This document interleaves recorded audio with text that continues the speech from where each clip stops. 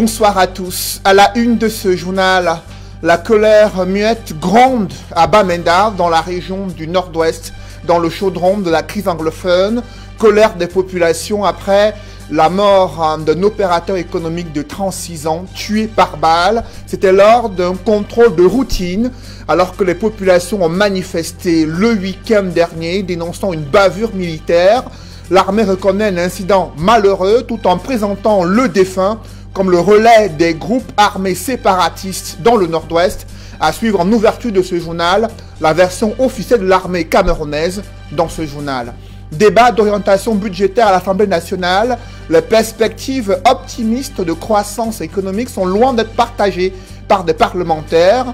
Ils relèvent des points négatifs qui pourraient compromettre la relance économique en 2022. Mais le gouvernement, quant à lui, mise sur un endettement modéré et une stratégie nationale de développement. Qu'en est-il réellement? Vous les écouterez au cœur de ce journal.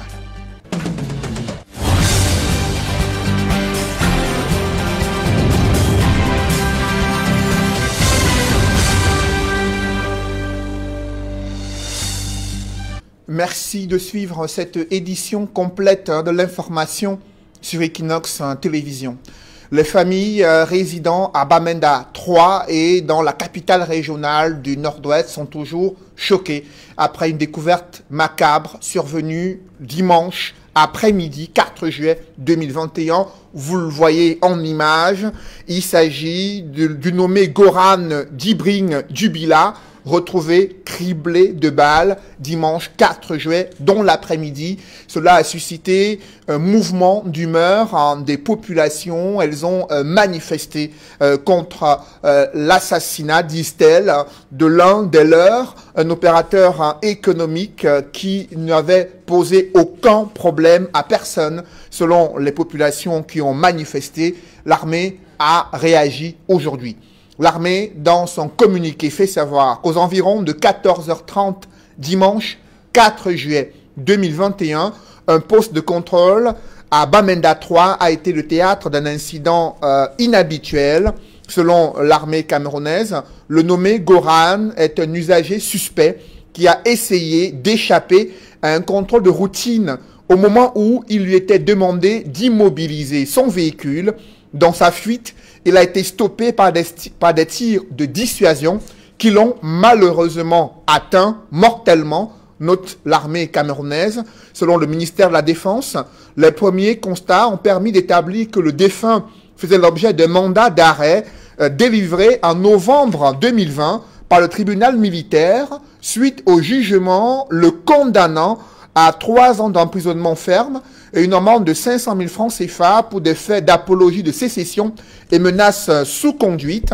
L'armée note qu'il était clairement établi que le nommé Goran, qui prétendait être un homme d'affaires, était en réalité le principal relais local et plaque tournante de certains leaders terroristes séparatistes de la diaspora dans le secteur de Nkwen à Bamenda 3.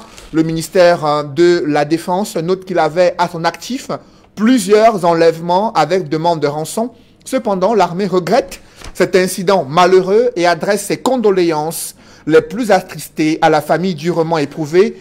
L'enquête ouverte par les autorités administratives et le ministère de la Défense permettra de préciser les contours et les responsabilités de ce malheureux incident. Et en image, c'est la colère des populations qui ont manifesté dans les rues de Bamenda 3, dénonçant une bavure militaire dans le chaudron de la crise anglophone. Cela fait 3 ans qu'une route s'est affaissée à Bafoussam, précisément sur l'axe Carrefour-le-Maire Camille Toyota. Cette situation inquiète des usagers. Lorsqu'il pleut, la traversée présente d'énormes risques d'insécurité pour des usagers. Les populations sont contraintes de payer des frais de transport plus élevés en empruntant cet axe à haut risque. Les automobilistes, conducteurs et autres usagers déplorent l'attitude des autorités silencieuses devant ce danger permanent. C'est le constat que font Robert Kenyé et Vivien Tonfac dans ce reportage. Détrompez-vous, nous ne sommes pas dans un village enclavé de la région de l'Ouest, mais au quartier évêché, en plein cœur de la ville de Bafoussam, où ce tronçon de l'axe Carrefour le maire Kami Toyota donne des sueurs froides aux usagers. Les moins courageux sont obligés de faire demi-tour, surtout quand il pleut. Les moins expérimentés, quant à eux, doivent patiner avec leur véhicule. Les misères des usagers, dues depuis bientôt 3 ans, à la suite de l'affaissement de cette portion de la route. L'amortisseur s'écarte vite, ici, là. La deuxième difficulté, tu as le mal de route.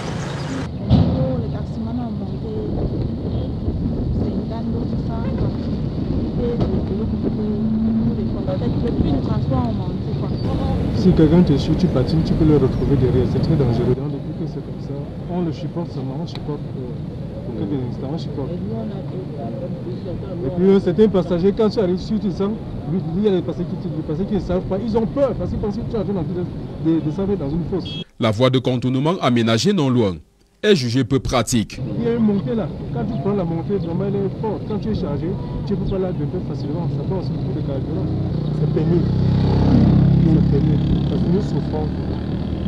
Parce que si vraiment la route avait été faite, comme vous voyez présentement le feu là, mais c'est pas ça parce qu'on a formé une route secondaire qui est bien, mais la sauf la colline. J'ai préféré forcer cette descente et traverser cette montée. En raison du mauvais état qui impose aux automobilistes de ralentir à tout prix, ce tronçon est transformé en traquenard par des malfrats à la tombée de la nuit. Ici, à partir de 20 h, ça c'est un lieu pour les fumeurs de chanvre, pour les bandits. Ça, à partir de 20 h, ce n'est plus... Il y a que on ne passe plus à pied ici. Quand tu passes par ici, on te détruit. Quand les gars te prennent là, quand tu montes là, ouais, descends vers le marché. Quand les camions là, ça fait 2 jours. La nuit, c'est batterie qui disparaît.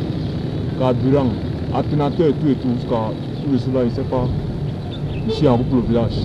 En visite de travail à Bafoussam il y a quelques jours, Célestine Ketcha-Koutès, ministre de l'Habitat et du Développement urbain, que l'on dit compétente pour réhabiliter cette voie, n'a pas daigné y faire un tour, alors que l'érosion s'aggrave au fil du temps.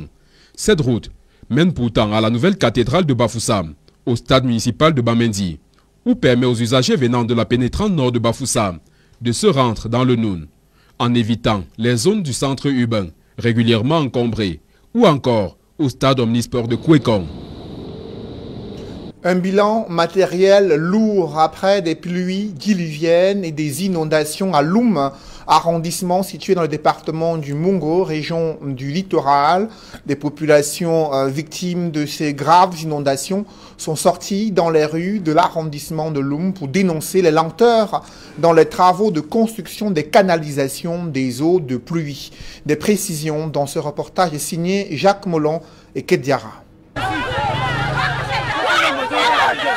C'est des riverains en colère du quartier Ngodi 2 et ses environs qui ont bloqué l'entrée principale de leur ville dans l'arrondissement de Loum.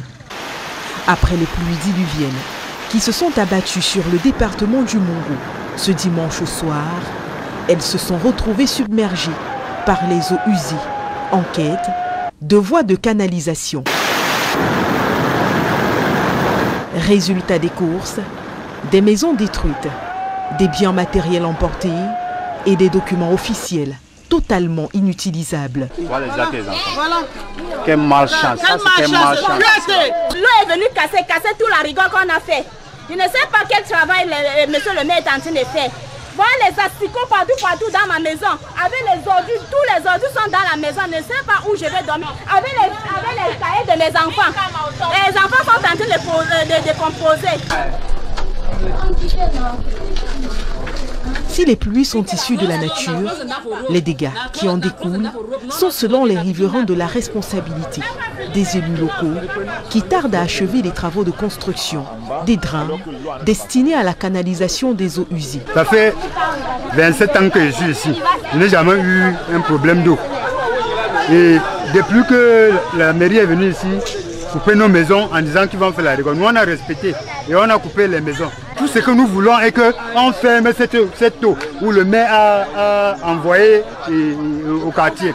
Sinon, nous sommes déjà morts. À présent même, toutes nos vies qu'on a travaillées, c'est dans l'eau. 2 ans déjà que les travaux piétinent, les populations en colère dénonce également la mauvaise qualité de matériaux utilisés pour la construction des voies de canalisation. Le béton ici. Ils mettent avec la main. C'est le béton. Nous sommes dans les énormes pertes. Des énormes pertes.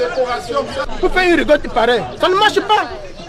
Le même béton, tu prends avec la main, tu émiettes. Ce n'est pas possible. Pour tenter de les calmer, le sous-préfet de Loum a fait une descente sur le site de la protestation. J'ai ordonné qu'on recense en attendant les gens qui ont été sinistrés. Et on va voir ce qu'on peut faire déjà par rapport à la protection civile. Mais ce qui est sûr, c'est que, quelle que soit la cause, notre intervention demeure urgente. Que les populations se calment. En attendant que des mesures coercitives soient appliquées, les riverains de Ngodi 2 à Loum vivent dans la crainte des prochaines précipitations en espérant que leurs effets ne soient pas aussi dramatiques que les premières. Toujours dans le département du Mungo, des actes de vandalisme ont été perpétrés sur le site de construction de l'hôtel de ville en Konsamba 3e en l'espace de 2 jours. Des actes de vandalisme ont été posés et le maire accuse un complot fomenté contre lui alors qu'il projetait une cérémonie sur le site de construction de l'hôtel de ville à Konsamba 3e. D'autres précisions avec Cyril Diemba et Mosfongo et Xavier Foka. La descente hier lundi des autorités administratives sur le chantier de construction de l'hôtel de ville du 3e arrondissement de la ville de Konsamba n'a pas suffi à dissuader les délinquants qui ont vandalisé pour au moins la 2e fois en 3 jours cet édifice. Un acte jusqu'ici incompréhensible et scandaleux. C'est un scandale. Déjà, il y a 2 mois, les techniciens n'étaient pas là. Toutes les vitres là étaient normales. Il n'y a pas eu de casse.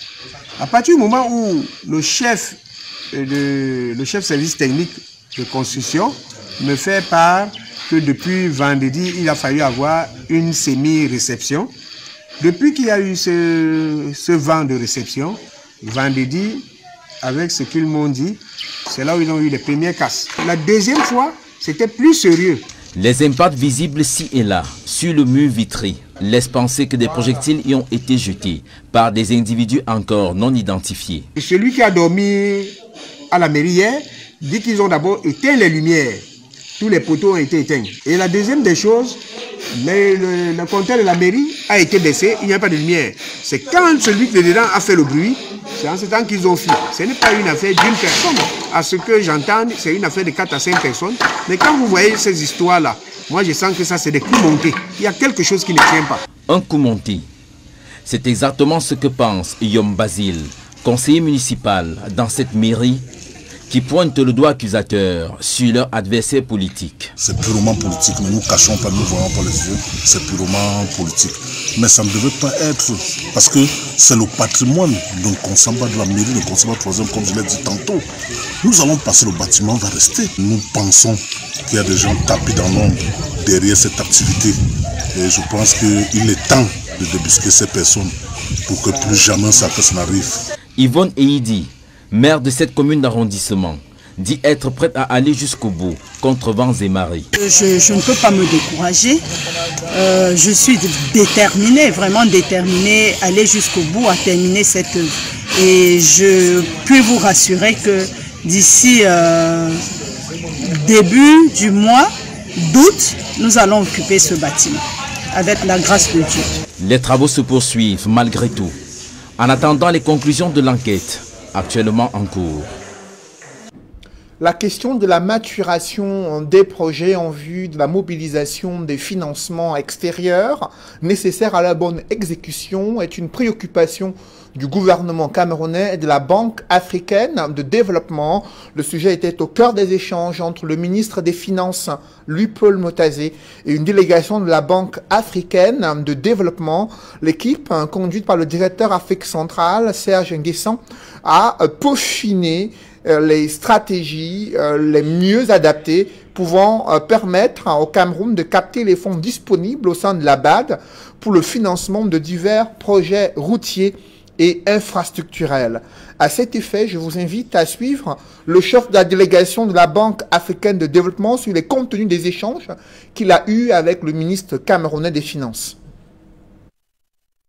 J'ai conduit une forte délégation pour pouvoir échanger sur la coopération entre le Cameroun et la banque, mais surtout sur la façon de travailler ensemble pour nous permettre d'avoir plus d'impact sur le terrain. Avec le ministre des Finances, nous avons apprécié ses orientations, nous avons apprécié surtout sa connaissance des dossiers que nous lui avons soumis, et il nous a donné, j'allais dire, l'assurance du ministère des Finances pour accompagner ce mouvement de transformation des grandes infrastructures économiques que la Banque africaine de développement finance au Cameroun. Le ministère des Finances est clé. Nous sommes une banque de développement, une banque de financement, et il était important de venir écouter le ministre des Finances pour qu'il puisse nous dire exactement comment est-ce que le processus de financement, d'abord à l'interne au niveau du Cameroun, est en place et quelle peut être la contribution de la Banque africaine de développement dans ce processus de financement. Nous sommes satisfaits. Nous repartons de cette audience avec beaucoup d'enthousiasme parce que nous avons vu à notre vice-gouverneur, au ministre des Finances, quelqu'un qui connaît aussi bien nos procédures et donc pourra défendre ces procédures-là au niveau du gouvernement, au niveau des autres ministères sectoriels, pour nous permettre d'aller très vite au résultat. On a insisté sur le terme préparation des opérations. Il faut que nous arrivions à avoir des opérations matures pour le Cameroun, de telle sorte que leur mise en œuvre se fasse très rapidement et que les populations puissent bénéficier de ces grands investissements qui sont faits aussi bien par l'État camerounais que la Banque africaine de développement.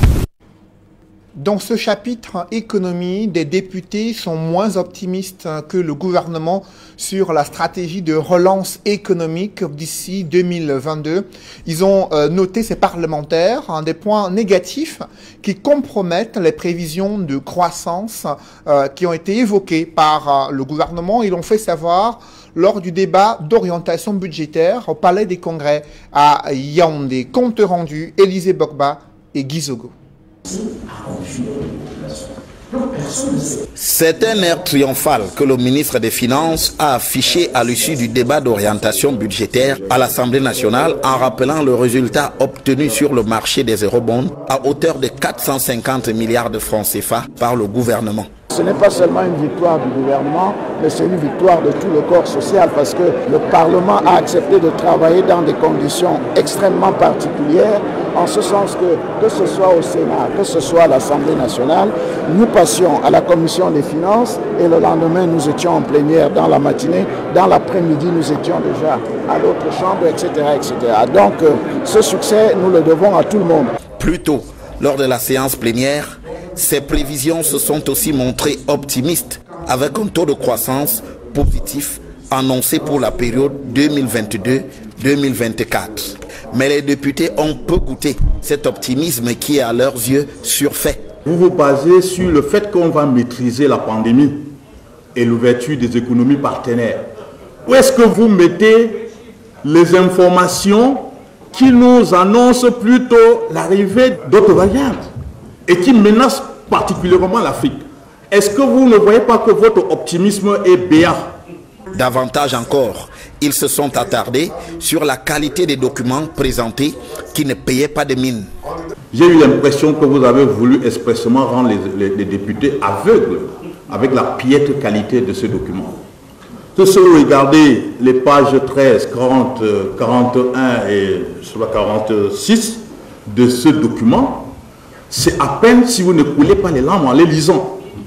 Donc je me pose la question, pourquoi vous n'êtes pas regardant sur la qualité des documents que vous soumettez à notre examen? Le change, le ministre des Finances l'a trouvé dans le sens qu'il a donné au débat d'orientation budgétaire. Il ne s'agit pas de discuter de la loi de finances 2022.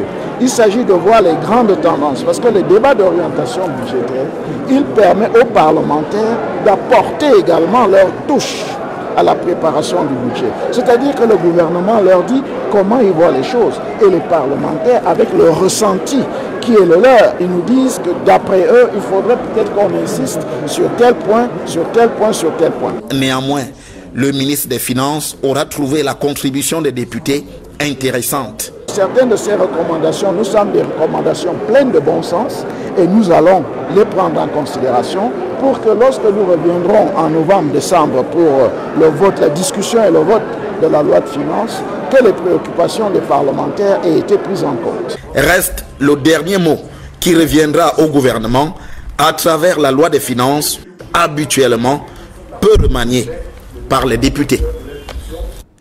Lors de la séance plénière consacrée aux problèmes fonciers au Cameroun, le député PCRN Cabral Libi a condamné les méthodes musclées des autorités administratives lors du déguerpissement des populations sur un site situé non loin de l'aéroport international de Douala.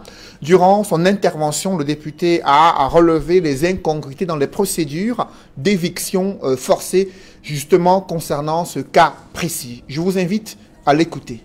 Pourquoi vous avez taillé une nomenclature en faveur de l'oligarchie? Le 26 juin 2021, à l'aube, des populations occupant plusieurs hectares du quartier Newton, aéroport à Douala, ont été réveillées par des bulldozers qui, sans ménagement et dans une brutalité rare, étaient en train de les déguerpir. Je m'y suis rendu et ayant demandé au préfet qui était sur les lieux, du moins son adjoint, sur le fondement de quoi cela a été fait, il m'a brandi la mise en demeure qui rappelait que c'était sur le fondement de la loi du 14 juillet 1980 qui réprime les atteintes à la propriété foncière et domaniale. L'article 5 de cette loi de 80 dit effectivement qu'il faut adresser une mise en demeure et que c'est au bout de cette mise en demeure que le préfet, sur ordre de celui qui souhaite le déguerpissement, peut donc procéder au déguerpissement et aux démolitions. Mais le petit détail qu'il y a dans cet article 5 dit que la mise en demeure doit être donnée 30 jours avant. Mais au quartier Newton à Douala, sur le fondement de cette loi et de cet article, la mise en demeure a été servie aux populations très exactement 2 jours avant. Évidemment, c'est très humain ça. Ce n'est pas oligarchique.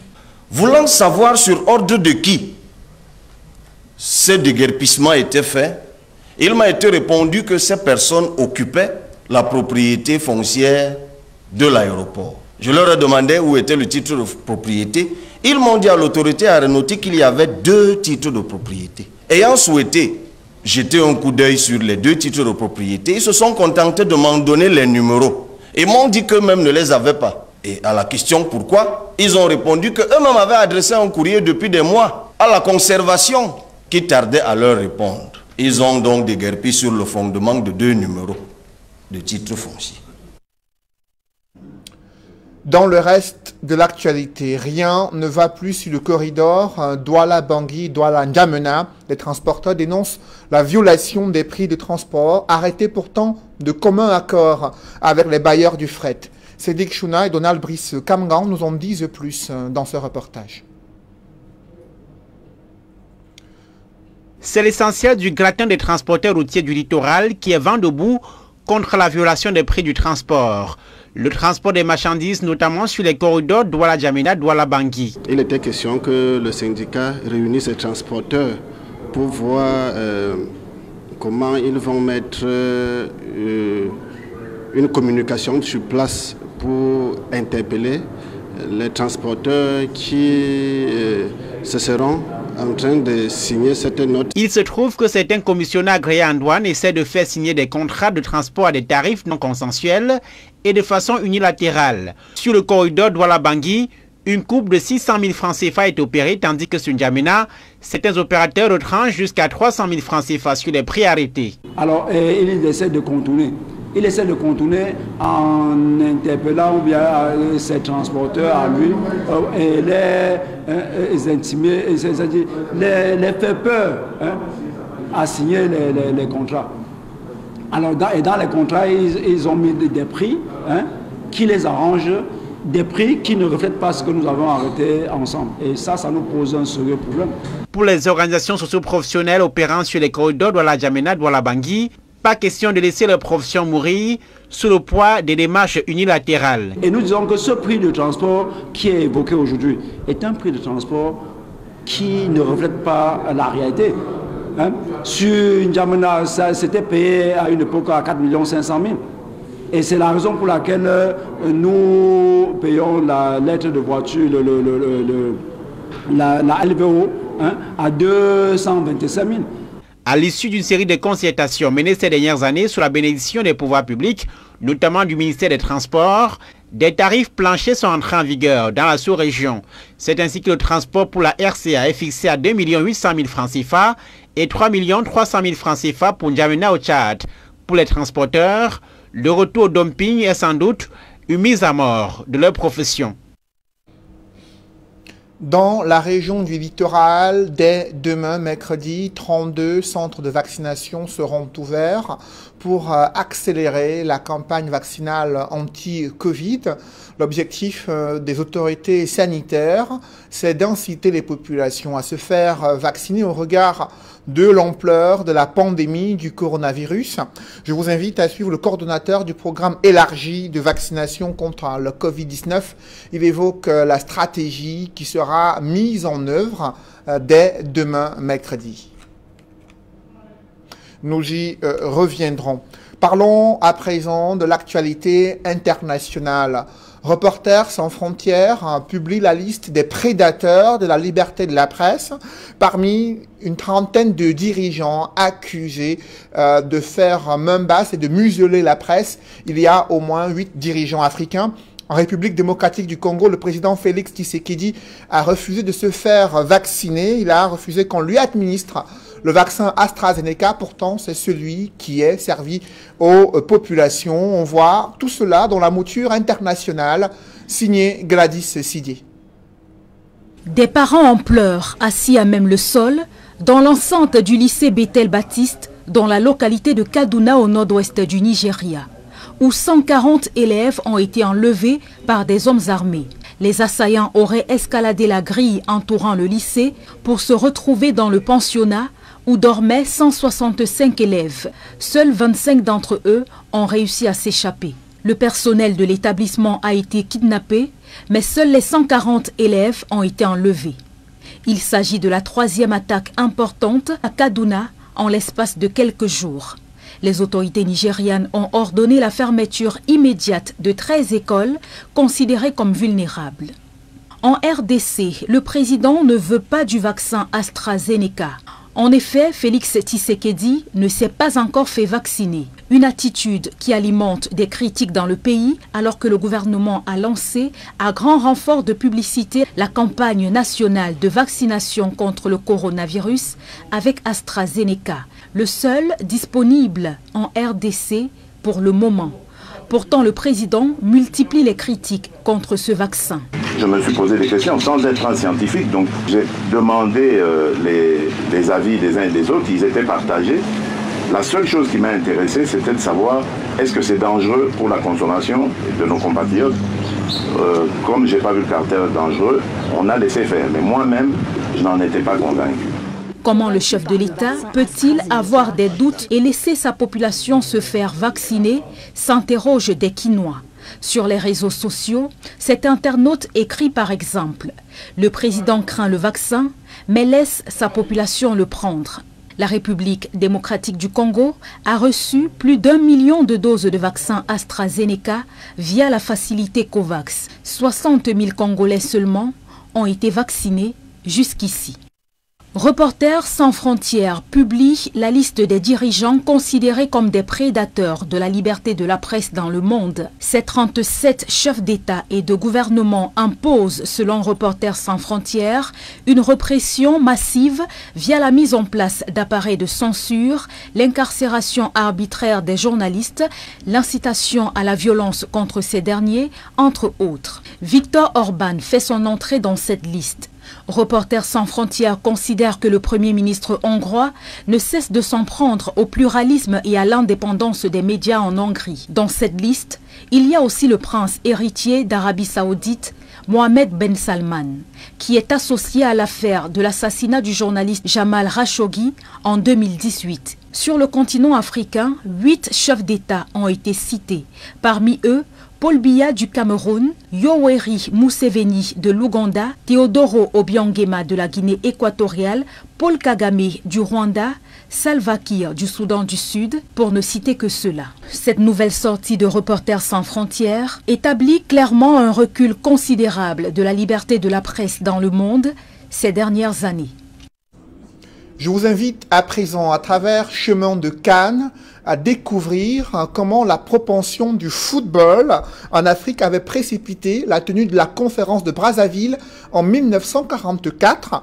Sa tenue avait surtout ouvert la voie au cadre africain dans l'administration et la gestion du sport. Le football comme facteur de décolonisation, c'est dans ce reportage signé Jean-Paul Chouniat, reportage où le nom historique de Sékou Touré a retenti lors de cette bataille pour la décolonisation du continent africain. Reportage. Ce programme vous est offert par Kadibir. Notre patrimoine, c'est vous.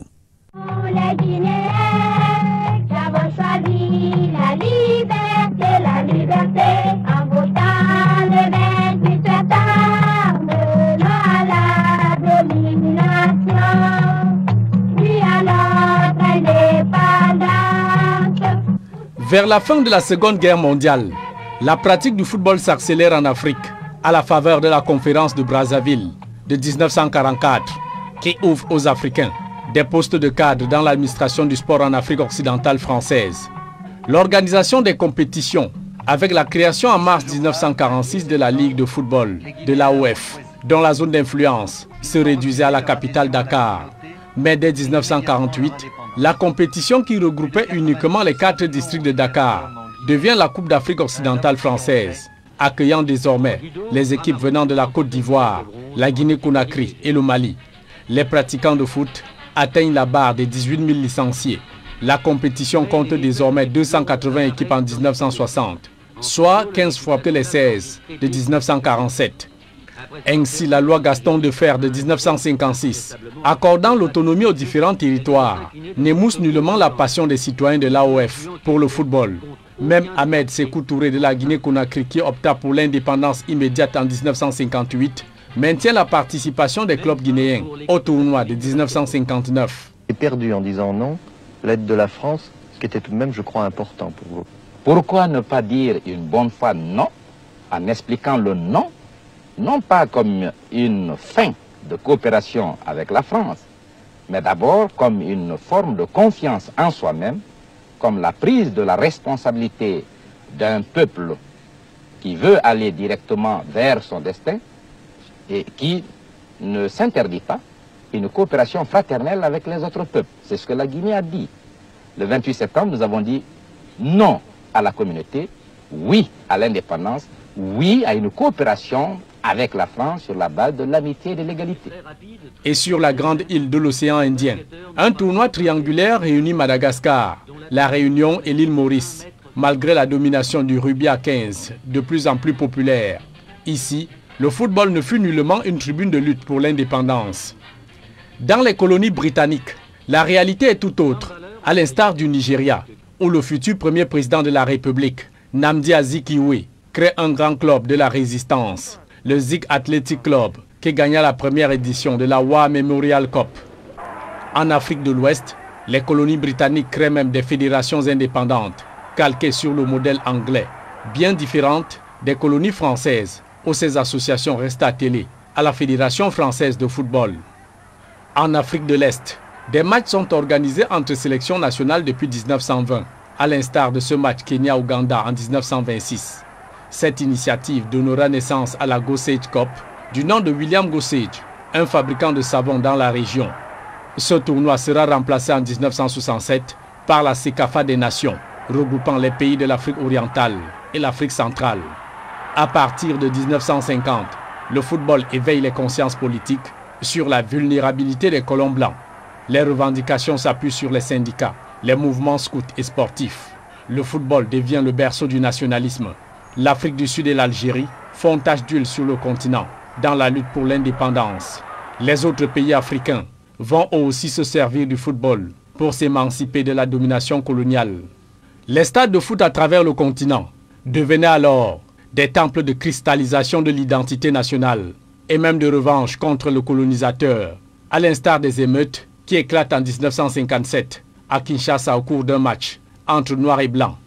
De l'est à l'ouest, du nord au sud, souffle un grand vent de décolonisation qui conduira la plupart des pays africains à la souveraineté internationale.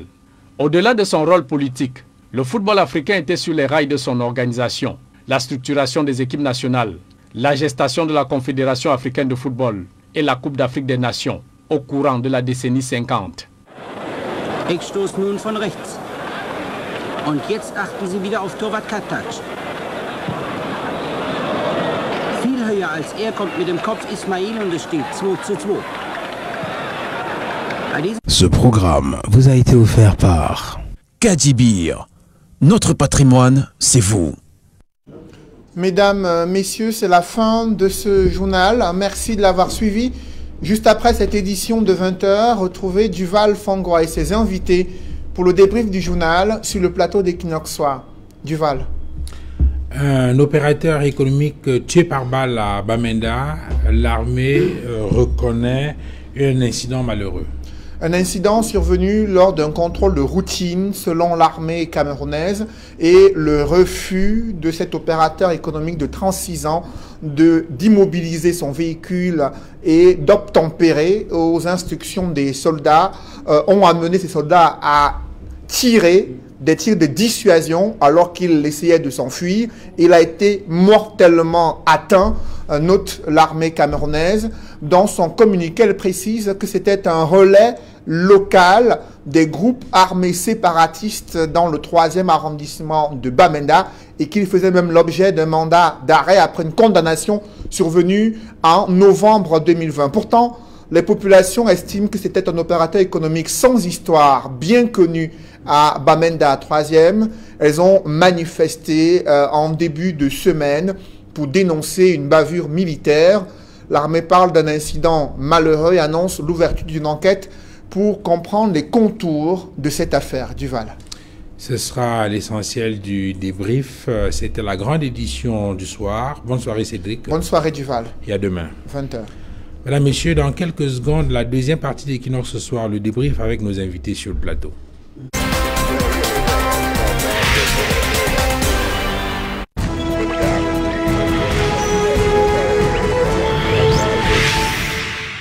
Retour sur le plateau d'Equinox ce soir avec nos invités, le docteur Louison Essomba, enseignant de droit public à la faculté des sciences juridiques et politiques de l'université de Douala, Luc Césaire Bimaï, diasporien, Emmanuel Kougné, militant du MRC, le Mouvement pour la Renaissance du Cameroun, et Martin Zan du RDPC, le Rassemblement démocratique du peuple camerounais, le parti au pouvoir. Docteur Louison Essomba, vous avez regardé ces images horrible de cet homme d'affaires, cet opérateur économique tué à Bamenda, criblé de balles, et surtout ce communiqué de l'armée qui reconnaît un incident malheureux.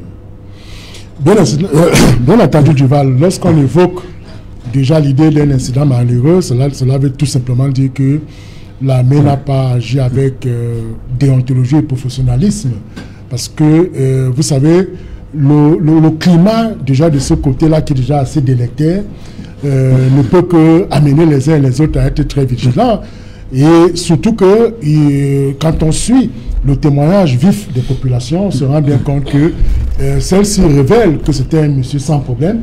Peut-être que au regard du contact avec l'armée qui défend nos intérêts de ce côté, et peut-être qu'il a voulu s'en aller, je ne sais pas trop quoi, parce que quand tu voyais une armée parler d'un incident malheureux, ça veut tout simplement dire que peut-être à l'issue des échanges...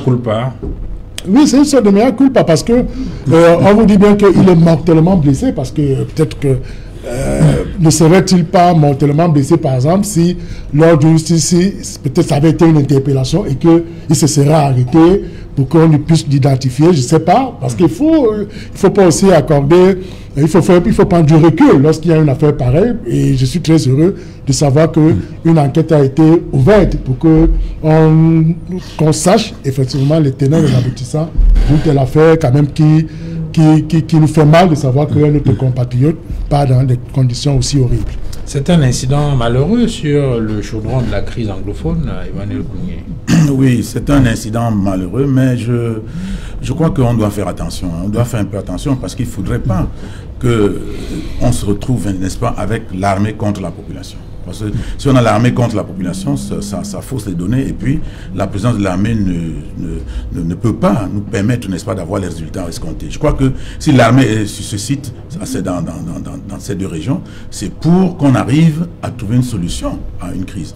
Et puis, chaque fois qu'il y a des incidents de cette nature, ça met plutôt le sur le feu. Et je dis, bon, moi je ne suis pas un militaire, mais je me dis que très souvent, on nous dit quand quelqu'un n'obtempère pas, on tire sur les roues, on essaie de l'immobiliser. Bon, disons que c'est un incident. Oui, de toute évidence, c'est ce qu'il voulait faire. C'est un incident.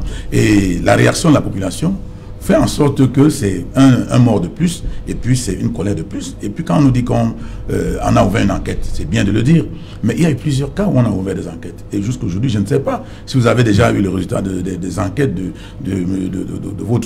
votre collègue Ouazizi, dont on nous a dit qu'on a scellé le corps et qu'on a été en train de mener des enquêtes. Donc, quand le pouvoir, n'est-ce pas, se met dans cette posture, et c'est à ce moment-là, c'est le pouvoir contre la population, bien c'est l'armée contre la population, je crois que c'est parce que nous avons affaire. Parce que lorsqu'on regarde les images, quand même, on se rend compte que les populations visiblement ont voulu manifester leur colère face à cet incident. Tout à fait, ça devient l'armée contre la population. Je crois que l'armée est là pour que la population l'aide à rétablir l'ordre. Mais maintenant, si ça devient sur la base, n'est-ce pas, des faits comme cela, l'armée contre la population, ça veut dire que les objectifs recherchés risquent de ne pas être atteints. Donc il faut au maximum éviter qu'il y ait de tels cas. Et si un tel cas arrive, il faut gérer ça avec beaucoup de dextérité et puis essayer de trouver un moyen pour que les populations comprennent que c'est un incident malheureux, mais venir nous dire que c'est un relais des sécessionnistes, il les a condamnés à 3 ans d'emprisonnement, etc. Bon, ben, est-ce que cette personne est là pour se défendre? Tout ce qu'on dit là, comment est-ce que nous allons savoir que c'est vrai? Bon, disons que c'est le pouvoir qui le dit, on est obligé de croire, mais la vérité c'est que officiellement les gens vont croire à cela, mais dans leur fort intérieur, ils vont se dire que c'est un échappatoire et puis ce n'est pas une bonne chose. Moi je crois qu'il faut éviter autant que possible que des incidents de cette nature qui soulèvent la population ne puissent, n'est-ce pas, continuer à avoir lieu. Je crois qu'il faut apaiser au maximum tout là-bas. Moi je crois que si ce monsieur partait, il ne disparaissait pas, on pouvait encore chercher à le récupérer un autre jour. Donc il ne faut pas être très rigoureux comme ça dans une situation, dans un coin où les choses sont en train de se gâter, parce que là j'ai peur que plusieurs faits de cette nature se multiplient et que ça aggrave la situation que nous connaissons dans le nord-ouest et dans le sud-ouest. Ça suscite quel commentaire, Martin Zan, cette actualité en rapport avec cet homme qui a été criblé par balle? Oui, je vois là l'incivisme notoire. Il faut que les citoyens camerounais comprennent quelque chose. L'armée est là pour nous protéger. L'armée était, n'est-ce pas, dans l'exercice de son service, de son pouvoir. C'est celui, n'est-ce pas, de sécuriser les populations. Une fois que l'on est interpellé pour un contrôle de routine, nous devons obtempérer. Le caractère de ce monsieur qui a fui l'interpellation de l'armée, qui voulait contrôler, non seulement le contrôler, mais aussi contrôler le véhicule si celui-ci n'a pas en son sein des explosifs ou des armes. Il a donc pris la fuite. Pourquoi il a pris la fuite? C'est de ça qu'il est question. Il fuyait quoi? Si c'était un monsieur responsable qui est connu de toute la ville et des populations.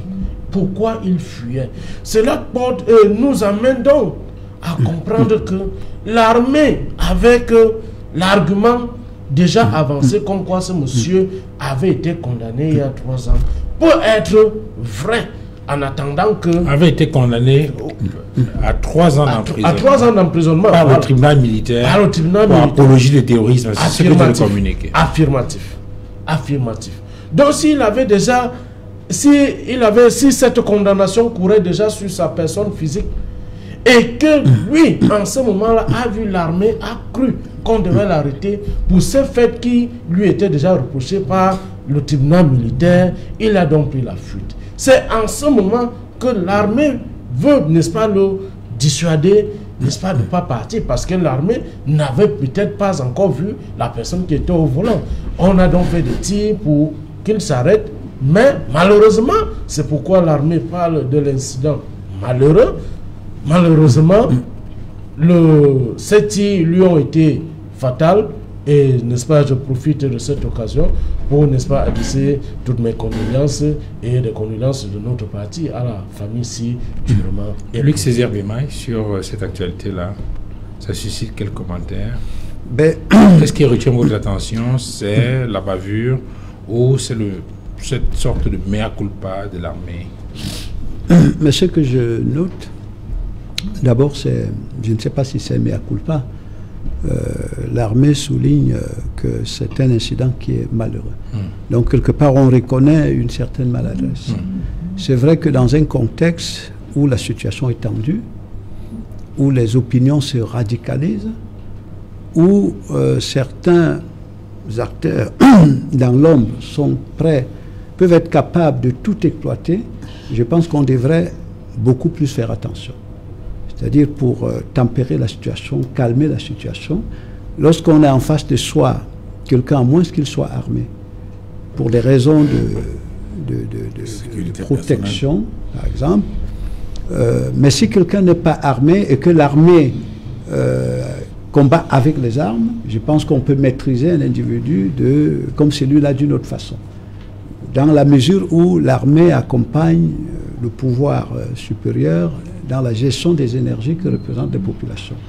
Donc, à un moment donné aussi, les hommes, les responsables militaires devraient avoir cette dimension politique, en sachant qu'il y a des actes qui peuvent, que ce soit à l'intérieur ou à l'extérieur, parce qu'il y a certains qui n'attendent que cela, pour pouvoir transformer ça en un discours politique qui davantage radicalise les opinions. Au-delà de ce fait d'actualité, Luiso Somba, on risque là de revenir, de remettre chez la table le débat autour de la compétence du tribunal militaire sur un certain nombre de questions. On parle d'apologie du terrorisme pour laquelle il avait été condamné pour 3 ans d'emprisonnement ferme par le tribunal militaire. On risque, au-delà de cet incident, de ce fait-là, de remettre sur la table la question de ces civils-là qui sont jugés devant le tribunal militaire. Oui, bien entendu, c'est une loi. Et vous savez, nous condamnons tous le fait qu'un civil soit jugé devant les tribunaux militaires. C'est quand même assez fort tout cela. C'est-à-dire, pourtant, il y a des tribunaux civils qui peuvent le faire. Et par rapport à cet incident, je dois vous avouer qu'aujourd'hui, les stratégies qui sont utilisées par ces sécessionnistes qui ont pris des armes et qui n'auraient dû jamais les prendre, c'est que lorsqu'ils réussissent à neutraliser nos forces de défense et de sécurité, ils s'approprient leur tenue. Vous voyez que ça peut donc amener le citoyen à se dire, ok, dans cette situation, peut-être ça ne peut pas être l'armée républicaine, ça peut être des sécessionnistes, peut-être on peut se mettre en posture de fuite, parce que c'est peut-être aussi ça qu'il faut développer. N'oublions pas qu'aujourd'hui, ces sécessionnistes ont utilisé des stratégies un peu plus développées, que lorsqu'ils se saisissent d'un certain nombre de nos forces de défense, ils prennent même les tenues. Et ça devient un peu plus complexe. Mais cela ne peut pas justifier le fait que quand même on puisse tirer sur un citoyen camerounais. Et Kounia l'a dit tout à l'heure, je pense que quand nous sommes dans un véhicule et que vous fouillez, la première chose c'est de rechercher les roues. C'est-à-dire que pour vous dissuader, parce qu'on ne peut pas chercher à tirer à travers les pare-brises, parce que rien que les tessons des trucs, des vides peuvent vous blesser. Donc on peut, dans le professionnalisme, chercher par exemple à tirer sur les roues pour vous dissuader, parce que dès lors qu'une roue est crevée, vous ne pouvez plus aller nulle part. Mais je dis, l'armée fait très bien de signaler l'idée d'un incident malheureux qui témoigne à suffire qu'il y a quand même une maladresse qui mérite, à mon sens, d'être corrigée. Et c'est une communication qui est nettement meilleure que les précédentes. Où oui, on a vu, voilà. À un moment donné, qu'il y avait une sorte de cafouillage pour que par la suite, on reconnaisse qu'il y a eu X ou Y incident. Vous savez, on a toujours reconnu à notre armée d'agir avec déontologie et professionnalisme. Et je crois que quand un tel incident arrive, c'est toujours aussi bien de faire le mea culpa parce que, écoutez, nul n'est possible d'être fait toujours dans la perfection. On peut à un moment donné se targuer de verser l'enfant avec l'eau du bain. Donc moi je pense que ce que je dis, c'est simplement qu'il faudrait que pour éviter d'enliser cette situation qui est déjà assez délétère, de mettre la population contre nos forces de défense et de sécurité. Ça, je pense que c'est ce qu'il y a lieu d'éviter. L'écueil à éviter, c'est dans cela. Emmanuel Kounié, on est quand même dans une région où il y a une crise qui perdure depuis plusieurs années. C'est une situation quand même assez délicate parce que alors qu'on est en train de rechercher des solutions pour mettre un terme à cette guerre-là et ramener la paix, un incident comme celui-là, ce n'est pas pour améliorer les choses.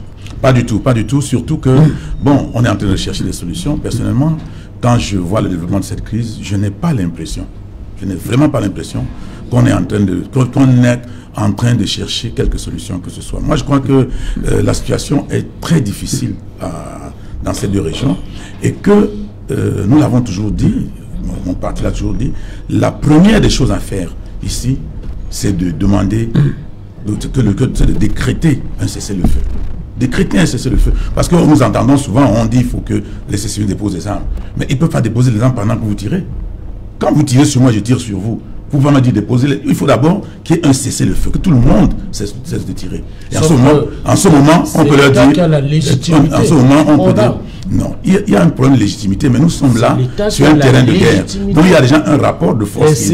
Pendant que vous avez la légitimité, il y a nos enfants soldats, nos militaires qui sont en train d'être massacrés sous le. Je n'ai pas dit qu'on dépose les armes. J'ai dit qu'il faut d'abord le cessez-le-feu. Il faudrait qu'on arrive à décréter. C'est l'État qui doit décréter le cessez-le-feu. C'est l'État qui garantit la sécurité à tous les citoyens. Les autres n'ont pas le droit de porter les armes. Il n'est pas question d'avoir l'État a la légitimité et la légalité du port d'armes. Malheureusement. Donc vous devez comprendre une chose. Monsieur Zan, c'est moi qui ai la parole. Je ne sais pas quelle leçon vous voulez me donner. Je voudrais vous dire que ça, ce sont les principes. Mais nous sommes dans un terrain où il y a une rébellion. Ils n'ont pas le droit de porter des armes. Oui, ils sont en train de porter des armes. La semaine dernière, ils ont tué près de 24 de nos forces de sécurité. Oui. Vous ne pouvez pas nous dire que vous allez améniser. 24 de nos forces de l'ordre, c'est extrêmement grave. Par rapport à la situation actuelle, c'est extrêmement grave. Même un seul soldat. Vous ne pouvez pas venir nous dire, ici qu'on a tué 24 de nos soldats et vous dites que c'est négligeable. Je mesure 24 soldats, n'est-ce pas, à la tranquillité qui irait. Non, monsieur. Non, monsieur Mbadé. Un seul soldat, vous ne pouvez pas nous faire le sentiment que c'est négligeable. On peut tuer 24 de nos soldats et vous venez dire ce que vous dites. Non. Moi je pense. Terminé. Ce que je pense, c'est qu'il faudrait qu'on cherche, c'est-à-dire qu'on nous démontre qu'il y a ne serait-ce qu'un début d'intention de solution. Parce que pour nous, nous pensons que rien n'est fait jusqu'à maintenant. Ce qu'il faut faire, c'est d'abord qu'il y ait le cessez-le-feu. Que les gens arrêtent de tirer dans cette zone. Que le chef de l'État décrète le cessez-le-feu. Qui disent j'ai décidé. Qui disent alors, c'est le président de la République du Cameroun, il est le président de tous les Camerounais, qui demande à tout le monde de cesser le feu. Alors, Martin, je voulais donner la parole, mais comme vous avez déjà parlé pendant qu'il parlait, peut-être que je dois donner la parole plutôt avec César. Je dois encore vous donner la parole. Puis j'ai le sentiment que vous avez dit ce que vous vouliez dire pendant qu'il parlait. Allez-y donc. J'étais en train de lui dire qu'en réalité, le chef de l'État appelle tous ses enfants. À chaque adresse du chef de l'État, il appelle tous ses enfants, il appelle cette population du nord-ouest et du sud-ouest de déposer les armes et d'aller dans les centres. Il faut le cesser le feu. Il faut le cesser le feu d'abord, cher monsieur. Kounié, je vais vous faire comprendre. Cet appel est irresponsable. Il faut le cesser le feu d'abord. Le chef de l'État a fait mettre sur pied, n'est-ce pas, les centres de réinsertion institutions. Et il y a eu des fonds qui ont été débloqués, n'est-ce pas, pour l'entretien de ces sécessionnistes qui se sont rendus. C'est un disque ont fait allégeance aux institutions camerounaises qu'ils avaient autrefois bravées. Je vais donc vous dire, monsieur Kounou, que la légitimité du port d'armes revient à l'État. C'est l'État qui sécurise. Dans le cas d'espèce, c'est un incident malheureux. On était, peut-être les soldats étaient sur un terrain plat et que subitement la colline s'est présentée et le véhicule a pris une suspension. La balle a pris... Bon, vraiment là, on est dans la fiction. Maintenant, on va attendre les résultats des enquêtes et puis au terme de ces résultats, on sera plus fixé sur le déroulement. Sinon, on risque de se retrouver dans une affaire. Alors, Luc Césaire Bimaï, dites-nous, lorsque vous qui observez cette crise de l'extérieur et face aux solutions qui ont été envisagées jusqu'ici, là, est-ce que vous avez le sentiment qu'on est sur la bonne voie? Est-ce qu'il y a des choses qu'il faut corriger? Comment observez-vous la manière dont cette crise est gérée, notamment dans les régions nord-ouest et du sud-ouest? D'abord, avant qu'il y ait une guerre armée, il faut d'abord créer une opinion guerrière. Donc, c'est ce qui fait que le discours qu'on entend, qui est porté par les hommes politiques au Cameroun, c'est un discours très très dangereux. Par exemple, lorsque j'écoute M. Zan, qui minimise le fait qu'on ait tué 24 soldats. Je ne minimise pas, j'ai comparé la situation. Je m'imagine, au moment où je l'entendais parler, je m'imagine si c'était son fils direct qui était tombé sur le champ de combat. Est-ce qu'il aurait trouvé que cela est peu? Seulement son fils. Est-ce qu'il aurait trouvé que cela est peu? N'en parlons pas de 24 jeunes Camerounais qui sont envoyés sur le terrain et puis qui tombent. Donc, comme vous l'avez souligné, déjà un seul, c'est énorme. Effectivement. Voilà. Alors, donc, la question qui se passe au niveau du sud-ouest ou du nord-ouest, par exemple, avant que certaines personnes prennent des armes, avant qu'ils prennent des armes pour combattre, il a fallu créer une opinion guerrière. Ce que les hommes politiques devraient comprendre au Cameroun, c'est que la communication a une puissance qu'ils ne mesurent pas. La communication. Lorsque vous communiquez autour d'un plateau de télévision, vous pouvez créer une situation qui n'existait pas. Et bien entendu, lorsque les gens sont aveuglés par leurs intérêts personnels, tout ce qui les préoccupe, c'est de voir si leur discours leur permet d'atteindre leurs objectifs. Mais ils ne voient pas les conséquences qu'un discours peut avoir dans une population. Maintenant, lorsqu'on a créé ces situations, c'est vrai que c'est des situations qui existent, ça devient très très difficile de pouvoir amener de l'ordre.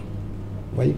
Donc, ce que je peux dire, c'est ça. Voilà, messieurs, on est tenu par les impératifs du temps. On va s'arrêter là pour ce soir. Infiniment merci, Dr Louison Essoma. Oui, Duval, j'ai quand même voulu toucher un dernier mot pour indiquer que, écoutez, quand un citoyen meurt, c'est toute la planète qui pleure.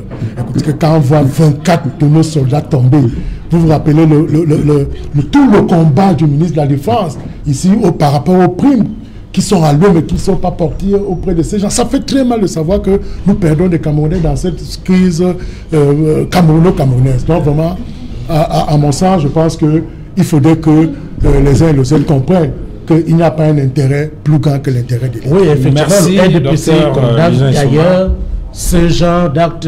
Nos soldats sont là pour nous sécuriser. Nos soldats ne doivent sous aucun prétexte trouver la mort. Donc le RDPC condamne ce genre d'actes. Merci également à vous, Luc Césaire Bimaï, d'être venu sur ce plateau. Merci à vous aussi. Voilà, merci également à vous, Emmanuel. Oui, merci. J'ai un petit mot. Je voudrais vous signaler que le MRC avait déposé des déclarations de manifestation le 22 septembre et avait obtenu des décharges qui prouvent qu'ils avaient demandé des autorisations le 22 septembre pour les marches pour lesquelles nos camarades ont été embastillés. Merci, messieurs, d'être venus sur ce plateau. Merci à toute la grande équipe technique conduite par Georges Mitterrand-Dame. Retrouvons-nous demain à partir de 19h pour une autre livraison d'Equinox ce soir. Bonsoir chez vous.